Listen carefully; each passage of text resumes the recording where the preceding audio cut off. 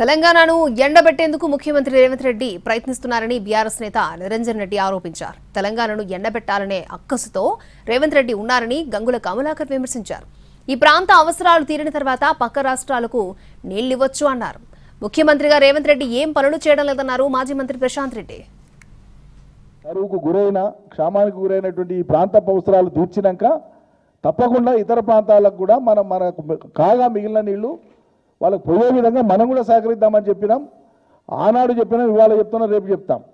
దీనికి విపరీతార్థాలు తీసి మీ చాతగానితనాన్ని లేదా ఆంధ్రప్రదేశ్కు అనుకూలంగా ఉండేటువంటి మీ అంతర్లీన వైఖరిని అది ప్రజలు గ్రహించకుండా ఉండడం కోసం కేసీఆర్ మీద, పోయిన ప్రభుత్వం మీద 24 గంటలు మేము నిందలు మోపుకుంటూనే ఉంటాం, తిడుతూనే ఉంటాం, మాట్లాడుతూనే ఉంటాం. అంటే ఇది ఎవరు హర్షించరు, సమాజం హర్షించదు.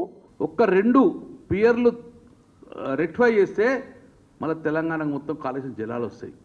కానీ కేవలం తెలంగాణను ఎండబెట్టాలనే ఉద్దేశంతో ఒక అక్కస్తోటి ఈరోజు రేవంత్ రెడ్డి గారు ప్రభుత్వం, రేవంత్ రెడ్డి గారు ఆంధ్రాకు దాసు చేస్తారు. కాబట్టి ఇమ్మీడియట్గా మీరు దీన్ని రెక్టిఫై చేయాలి. ఇది మా ఉత్తర తెలంగాణ ప్రజల డిమాండ్గా మేము చెప్తున్నాం.